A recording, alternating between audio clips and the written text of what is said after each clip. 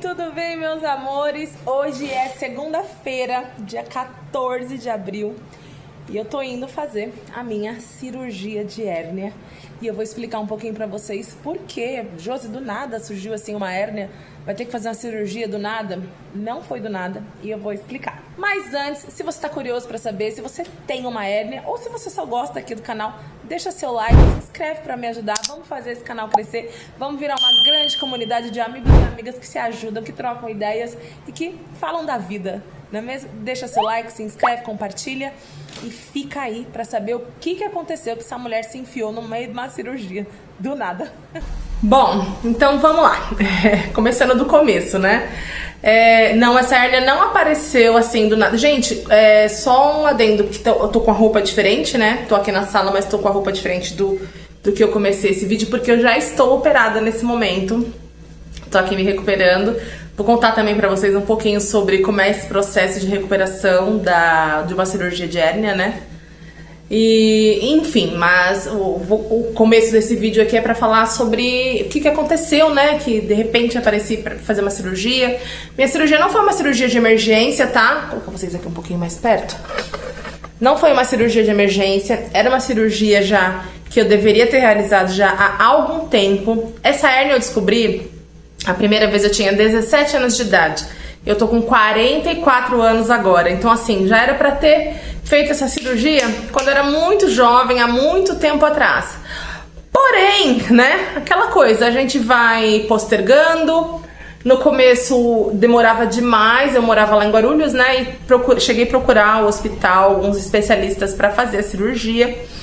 E demoraria demais, e na época eu tava trabalhando, né, como sempre trabalhei, e não tinha esse tempo pra estar correndo atrás, infelizmente, né, não venho de uma família muito próspera financeiramente, né, até então a gente tinha que trabalhar muito.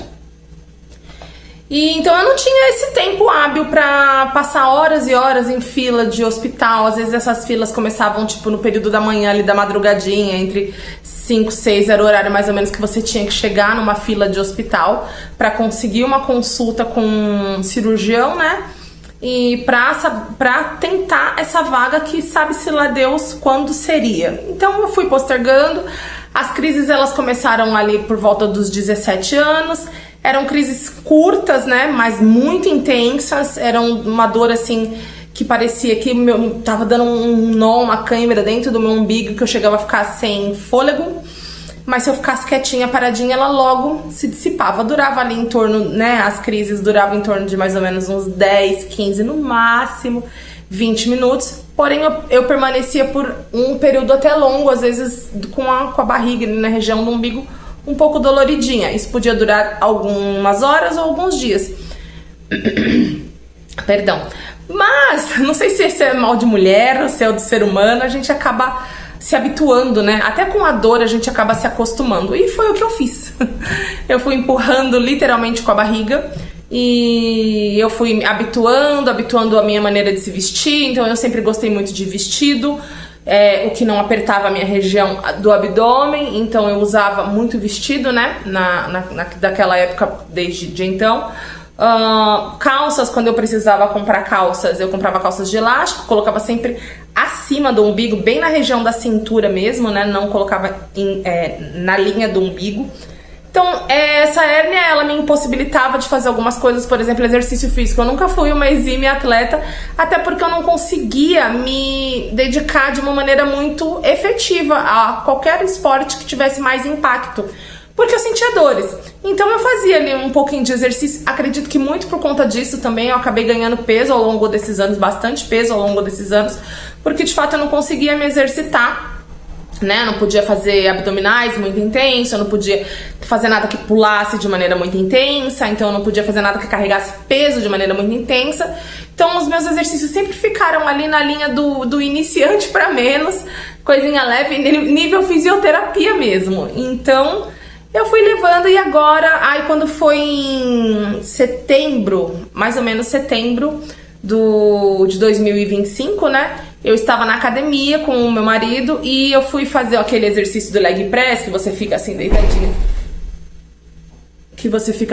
A porta bateu lá embaixo, desculpa gente pelo barulho. que você fica deitado e empurra os pezinhos com as pernas. Gente, eu não tava com um peso muito pesado. Acho que eu tinha uma anilha de 10 quilos em cada lado só. Só que na hora que eu soltei o peso e fui meio que ajeitar. Sabe quando você vai ajeitar o quadril assim pra sentar? Eu fiz isso com a carga solta, em vez de eu travar e me arrumar e depois soltar. Como era leve, eu soltei e fui no feeling ali, rápido. Soltei, ajeitei minha lombar e já ia fazer. Nessa de ajeitar a lombar, eu senti aquela fisgada no umbigo. E fazia algum tempo já que eu não tinha dores, né, do umbigo. Fiquei, graças a Deus, por um período muito grande sem ter essas crises corriqueiras de umbigo. Por muitos anos mesmo.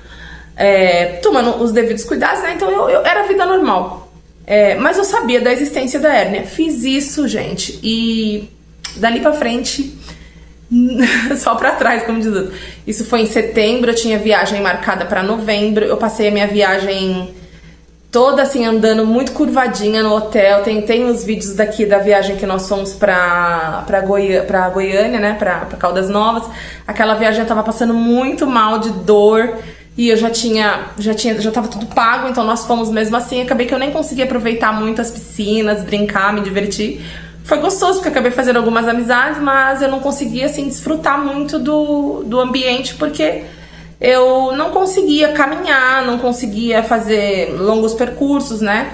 Fomos na feirinha, teve um dia e eu tive que voltar porque eu não conseguia caminhar. Parecia que eu já tava operada, tava andando na mesma velocidade. E aí eu falei, não vai ter como, vou ter que operar. Comecei a correr atrás, lá na cidade de Itapetininga ainda, né? Porque atualmente eu estou morando em Sorocaba. Na cidade de Itapetininga, comecei a correr atrás, fiz todos os trâmites do pré-operatório, né? Os exames, todos. E tava tudo ok, era só aguardar. Porém, eu tava com muita dor mesmo. E não tinha previsão nenhuma de quando eu conseguiria a cirurgia. Foi aí que nós tivemos a ideia de virmos para uma cidade maior. Eu não queria voltar para minha cidade porque ela é muito grande, né? Eu sei que lá também ia demorar bastante. Então eu falei, vamos para uma cidade de interior, porém uma cidade um pouco maior, um pouco mais estruturada, porque se eu precisar fazer um convênio, né, que eu consiga um convênio sem carência, lá em Itapê a gente só tinha um convênio, que é da Unimed, e o resto é hospital público. E a Unimed, se eu não me engano, não estava nem aceitando mais pessoas, porque era apenas um hospital do convênio para atender a demanda da cidade toda, entende? Então eu não conseguiria, nem que eu quisesse pagar, eu conseguiria o convênio naquele momento. E aí eu falei, eu vou ter que mudar pra uma cidade que me dê mais opções, sabe? Mesmo que mais baratas, mas que me dê um pouco mais de opção, que eu consiga fazer, realizar a cirurgia, né?